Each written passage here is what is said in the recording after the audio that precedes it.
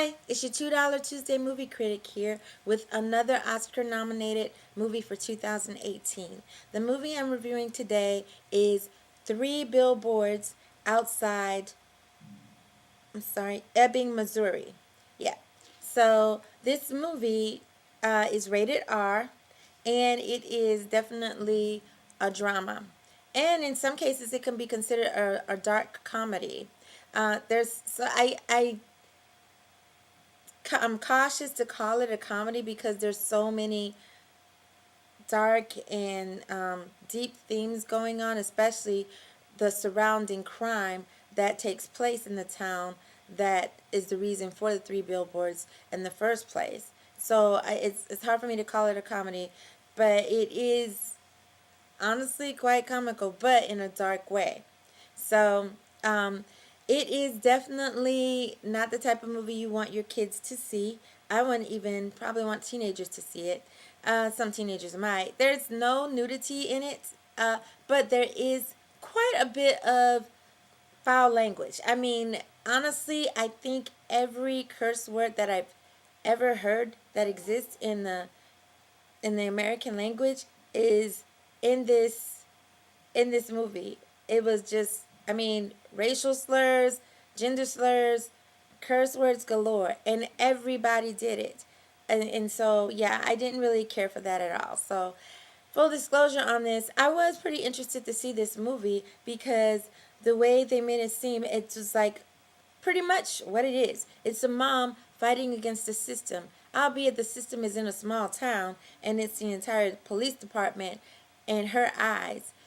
But she's doing what she has to do, and there's a reason that she's doing it now as opposed to later. And it plays well. I mean, I get so much from this movie. In the surrounding, the grief and the loss amongst the characters, not just a mom in this movie, but amongst a lot of the characters the main characters at least in this movie, it is there. And it could be a very depressing movie, but there is also a lot of laughter in this movie. The woman's daughter was raped, killed, and burned, and I'm not sure if it was exactly in that order. So it was very, very dark. The humor in itself is very dark as well. It's not lighthearted humor at all.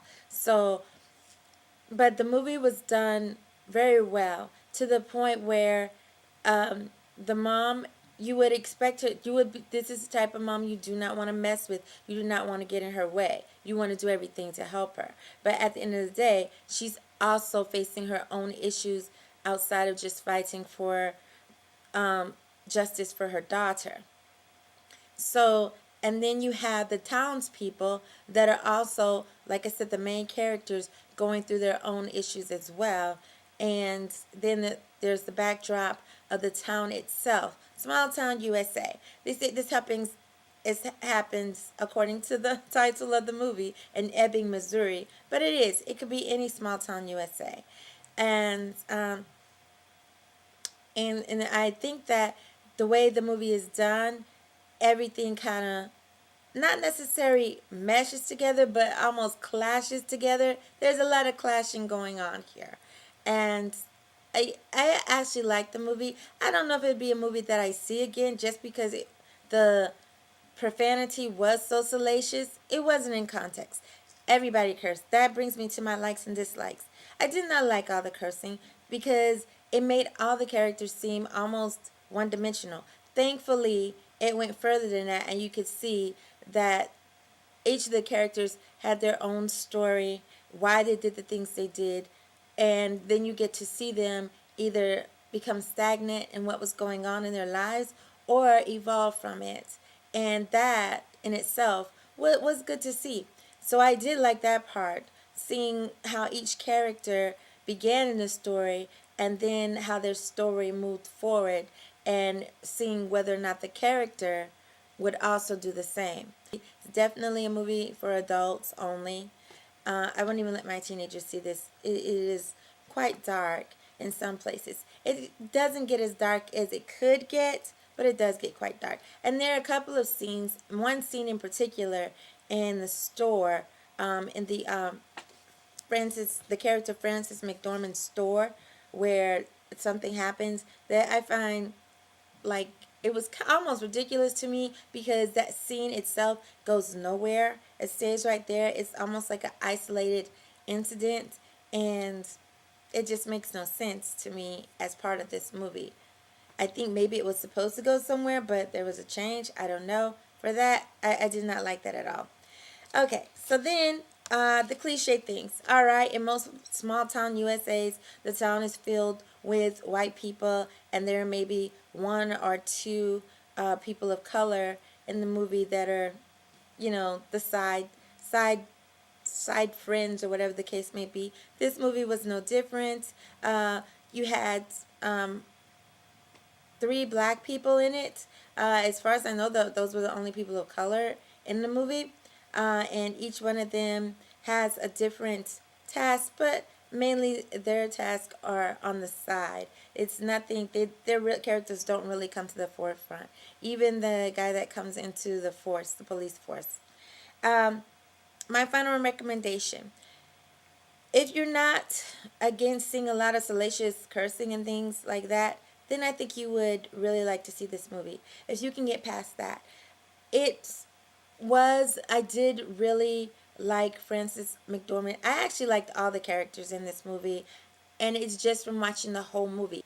I want to go with the nominations here. This movie is up for Best Actress, Frances McDormand, who plays the title character, who plays the main character, Mildred Hayes. Now, Mildred Hayes, I honestly don't know that I would put her at Best Actress, but I think she is definitely one of the top contenders. Unfortunately, I think this is going to be a political win, where it's going to either go to uh, Saoirse Ronan from Lady Bird, which I don't think she would deserve, or to Meryl Streep for The Post, which honestly Meryl Streep did do an excellent job in that movie. It was a superb movie, but honestly, I don't think she made that movie the way Frances McDormand made her movie. And I don't see anybody else being able to play that part that Frances McDormand played as Mildred Hayes.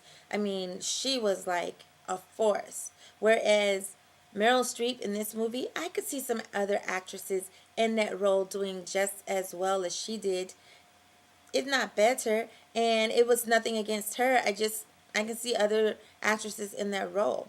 So I think that Frances McDormand should win this part. I didn't see I Tanya. I did see the roles, the snippets for it, and I think maybe Margot Robbie, she's really popular right now with the awards, so she might get it for I Tanya.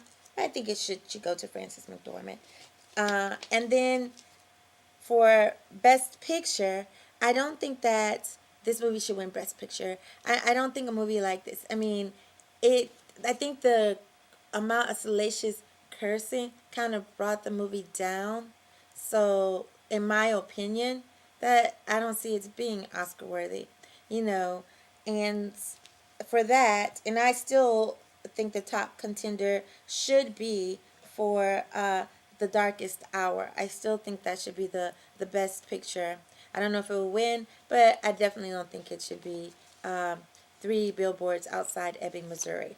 Okay, so then we have Best Actor. Now, Best Supporting Actors, rather, where you had two of the characters from the movie. One, Woody Harrelson, who played Chief Bill Willoughby, and the other was Sam Rockwell, who played Officer Jason Dixon. Now, these two characters were both forces in the police department, but the difference was the sheriff was a strong, silent type force, and Jason, the deputy officer Jason Dixon, was more of a loud, abusive force. Whereas Jason Dixon, when I saw his character in this movie, our Officer Dixon, he reminds me of Barney Fife. If Barney Fife were in an R-rated movie and he was on steroids, not strong, but just a roid rage thing going on. So for me, Sam Rockwell should win this for Best Supporting Actor. He did an excellent job. I could not see anybody else playing that role. He did such a great job, and he was like almost an extra force to the force of Frances McDormand's character. And so I really enjoyed when those two were in scenes together because it was hilarious and at the same time quite edgy. So yeah, so I really think that he, if anybody, because he's not only against not only against Woody Harrelson, but also William Dafoe for the Florida Project. Did not see that movie, and Christopher Plummer, who I think is going to win just for politics' sake. But I think it should go to Sam Rockwell, and that's without knowing what William Dafoe did in his movie, or Willem Dafoe. All right, and then we have a Best Original Screenplay. I go back to, is this really original?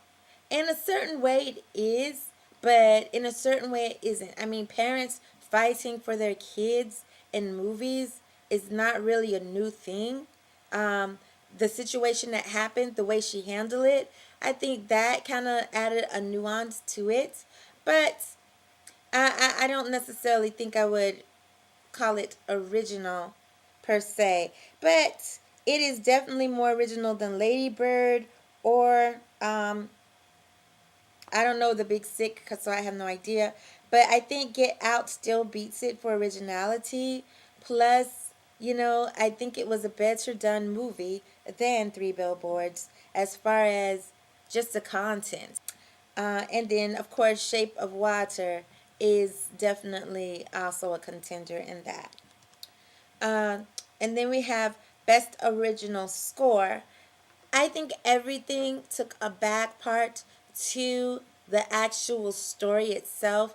The music, I don't remember honestly, and for that part, I would say it's not a good score. The feeling of the music should be a part of that movie, where when you hear it, you think of that movie. So for me, I didn't hear enough of it to say that. So I would say no for that. And then Best Film Editing. Again, I don't like to comment on that because I don't know exactly what they're looking for in that department. So, and that's what I found with this movie. Now, the two old school movies that I wanted to compare it to were, I didn't go the parent route. I went a different route, like going with the fight against the system. So the first movie I got was The Glass Shield. Now, this movie is a movie starring Ice Cube and Lori Petty, and also starring Michael Boatman. And this movie takes place again in a small town, USA, so to speak.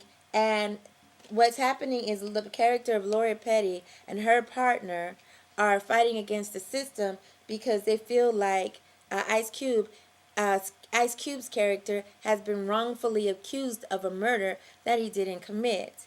And they have proof of this, but they have to go against their entire police department in order to fight for this guy and get justice for this guy so that he doesn't go to prison for a crime he didn't commit. And it's not an easy battle because you're going against the glass shield, as the title shows. The other movie that I have is Not One Less. Now this movie takes place in Asia, China to be more specific, and it is about a school teacher. This school teacher, who is very young, is in charge of this group of kids. And she's told that the only way that she's going to be paid for her services as a teacher is each month they will come and all the kids have to keep going to school because attendance is very important and to make sure that they are getting educated.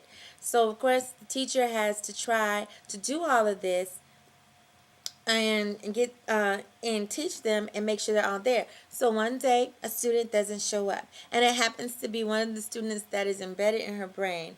And instead of her deciding, okay, I just won't get paid, or maybe trying to go through someone else to get the kid to come back to class, she takes it upon herself to go and find the student. Now, the fact that she's working against the system or fighting against the system is basically, this is a small rural community. The kids are used as labor themselves.